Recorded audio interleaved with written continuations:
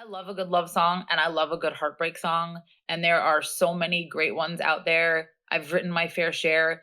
And there are people that are going to write those songs much better than I'm going to write those songs. And I'm just at a point where I just don't want to write those anymore. And Mhm. they don't have to be serious either. Like on the last Arctones album, there's a song about running out of hot water in the shower. Right. There's a song.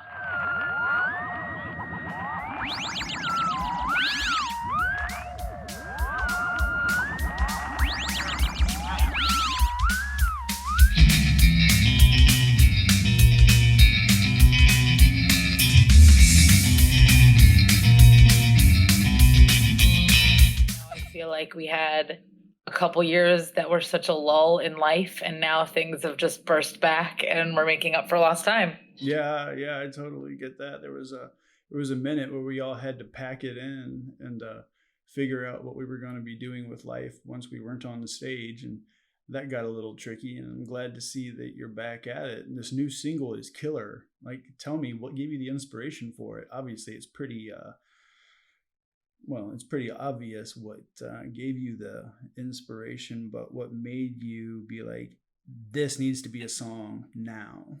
Yeah. I It's a totally valid question, and the inspiration did definitely come from somewhere beyond where I would pull my normal inspiration from. Uh, I definitely have a tendency of maybe to a flaw of writing like real positive songs for the most part. So writing a song that was so like real and kind of dark and a little political was not is not the norm for me. Mhm. Um, Although I guess maybe it's becoming a little more normal in the recent past. But so when as we just mentioned, when everything sort of slowed down and I found myself with a lot of free time, I someone turned me on to this woman, Carolyn Scruggs, who was launching a online ukulele camp, and it was kind of like a an international, open to anyone songwriting workshop, um, but with mostly using ukulele as the instrument for your writing. Mhm. Not to say that you couldn't join on other instruments too, but so I had kind of just started playing ukulele a little bit before pandemic, and so when another great musician that I know mentioned it to me, I was like, "Oh, this would be a really fun thing to do together, and maybe something to just get the juices flowing and keep me occupied while I have no gigs right now." So, long story short, I actually ended up doing 2 or 3 rounds of ukulele camp and becoming good friends with the instructor. Uh, and so it was 5 days. She still does them it's usually about every six months. And I highly recommend it to anyone that's looking for a little bit of inspiration to help spark your songwriting. As I mentioned, it's all online and it's free. I believe you can get all the information from theukeCamp.com. And like I said too, if you don't play uke and you want to write on guitar or on piano or whatever, you can. It's just, most of the people are doing it on ukulele. So anyway, it's 5 days, and she is very inspirational, and she kind of give the group prompts, just some sort of springboard to work off of each day. And so one day, she said, "I want you to write a song." Um, from like an objective perspective where you never use the words me or I, like a song about a place or an object that where you remove yourself. And that is a really interesting writing challenge. And I think it's so easy to fall into a song about me, about you, Yeah. etc. So that was what sparked the having to think outside the box from some of the other things I had written about in the past.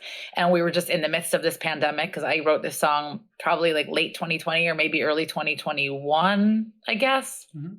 um so yeah, so I wrote the song a while ago. It took a long time to really materialize and bring it from writing it on the band, fleshing it out, going to the studio, and then waiting for the right time to release it and make the video. But yeah, so I was thinking about Kingston, about the city that I live in, about the changes that were happening. And then beyond just what was happening in the city, it was pretty clear that a lot of of cities, small towns around the whole world were going through these same problems, and it just felt really universal. But I was really thinking very specifically about going down Broadway in Kingston and like what is happening in the city right now. Yeah, with it being specifically about the town of Kingston, have you seen major changes come about? I mean, things have changed a lot due to the pandemic here, actually. Since like, and I've heard that this has happened a lot of places that have a proximity to a major city because we live in a city, but it's very small. It's like 30 to 40,000 people, but we're only 90 minutes from New York City. Hmm. So when the pandemic hit, a ton of people that lived in Manhattan and Brooklyn that are suddenly stuck in their little apartments or who suddenly have had their jobs become remote ended up buying up so much property up here, sight unseen, buying stuff in cash, buying stuff for over asking price. And and while in some ways it's nice to have like kind of fresh blood in the area and it's nice that some new creatives have moved upstate, Yeah. but it also has really exacerbated the already troublesome housing crisis that we were having Hmm. and has made it worse than ever. With a lot of the various, I suppose, extreme elements that seem to be popping up more and more these days.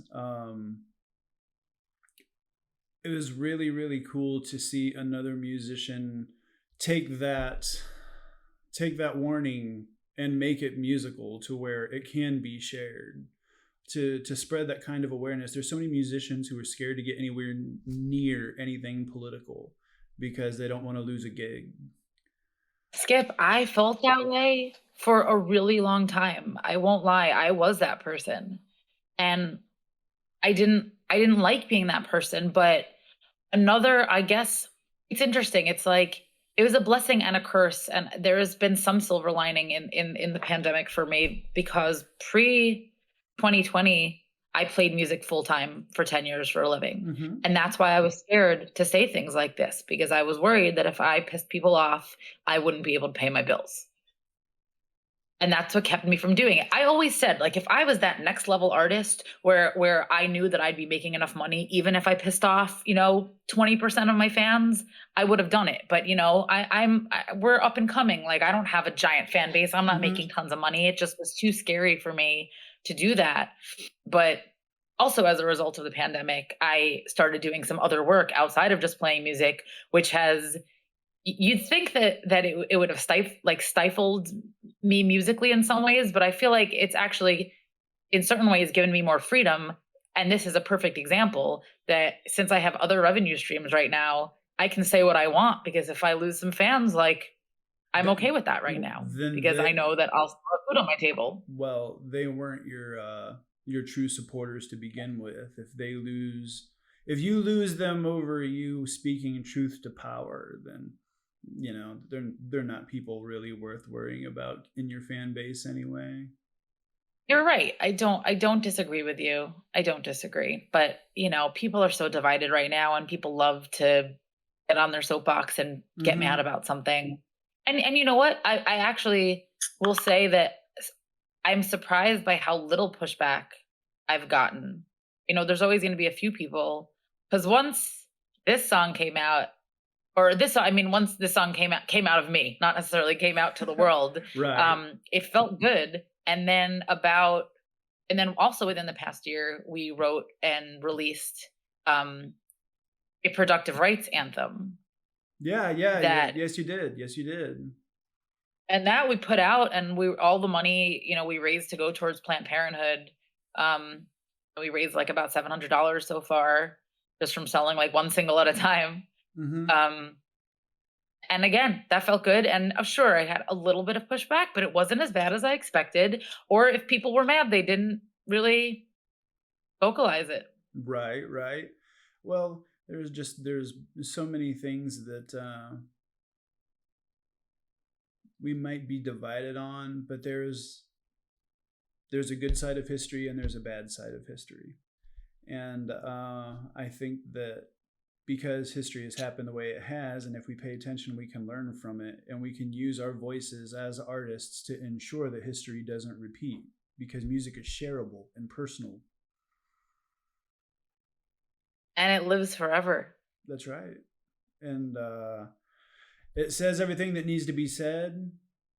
It says it quickly, and it says it in a way that people can relate to it more than watching the news, for example. Definitely more fun than watching the news. I'm a civics junkie, so I get my kick from that kind of thing. I love watching legislative procedures. I'm just that kind of person. Oh man. I do it. I do it while I practice guitar licks. It's not being able to pay attention to the affairs of our public is a good way to be ruled by evil people. That is very true. I don't want to be ignorant by any means, but I also feel like I have to. There's only so much I can take in before the darkness Oh, I and the get it. pessimism of the world gets to me. Yeah, I get it. Watching the internal workings of the Senate and the House of Representatives is just something that I've always found kind of interesting, just how, government actually works, and, the rights that we've been given to protest. And then with those same rights, you can make a protest song like that is going to reach more people than C-SPAN ever would. I wish that song reached more people than C-SPAN, but maybe this podcast is going to get us over the top. Well, bigger ratings than C-SPAN. I was so excited to talk with you about it because, like I said, so many artists, they're afraid to say anything, that might be construed as off the spectrum of being politically neutral, just to save face. Whereas this is a time where it's time to use our voices. You're really right. And I have a friend who she lives in Austin, Texas. She's the president of Girls Rock Austin, where they, teach youth in the Austin area, how to play instruments, how to empower themselves, how to use their voices, etc. And she made a good point of the possibility of turning your band into a non-for-profit if you then kind of had a goal and a mission of writing more politically charged songs and raising money. Not to say that, we need to starve as musicians, but if we could kind of have a mission statement that was, let's have a message, let's, have our music have a message and help do some good in the world, you could technically have your band become a non-for-profit, which I'd love to look more into that. I mean, just the idea that you can gather people together and get them to dance and get them to sing along and spread an important civic message, but not pounding it down their throat with your lyrics. You're not going to be the next Rage Against the Machine. Sure. But what needs to be said, you said it well in that song. Thank you so much. I mean, I've always, like I said, I do tend to write songs that, are on the positive side of things, but I've definitely tried for the past decade I love a good love song and I love a good heartbreak song. And there are so many great ones out there. I've written my fair share, and there are people that are going to write those songs much better than I'm going to write those songs. And I'm just at a point where I just don't want to write those anymore. Mm-hmm. And they don't have to be serious either. Like on the last Arctones album, there's a song about running out of hot water in the shower. Right. There's a song about not taking life's experiences when they're thrown at you. Of course, drinking songs, but I guess you go out on the road and you live life as a musician, just topics pop up and they make for good songs that you typically wouldn't be able to get the inspiration for unless you were out there. And the cycle just kind of repeats itself. It's really beautiful. When you were talking about being able to kind of step away from when you're writing, using I, you, and that kind of thing, I literally have the exact opposite, because my songs are stories. I basically just give the listener all the details and they can paint their own image. But rarely do I write a song with I in it. And it's super interesting to see, just how different songwriters come up with their own challenges and then how they overcome them. And it sounded like by you going to that youth camp and them giving you that assignment, that really springboarded that. So good. It really, I loved the idea of just getting some direction. There's because it's songwriting is overwhelming, at least to me sometimes. It's like, where do you start? What idea do you run with? What vibe are you looking for? Is this going to be fast or slow, minor or major? Who am I appealing to? What kind of mood am I in? And like, so having somebody just kind of say to me, all right, today I want you to kind of run with this idea. Yeah. Was really helpful. Yeah, just I'm sort of the same way in that I can write a song or a story about anything, but I just have to have that initial idea. And you know what it's like too to have that quality filter where you come up with something and you're like, not quite good enough, or you write a line and you're like, oh, nope, nope, nope, nope. It's like it'd be so easy to just lay it down and have the song done in 3 minutes, but you just have that filter that you pass through. You're like, it's kind of my name attached to it. Yeah, but you know what? A song can theoretically be ever changing. Yeah, it's true. I mean, when it's your art, you can do with it what you like. Yeah. Even someone else's song. I mean, that's the best covers of songs, I think, are when someone interprets them as their own. Absolutely.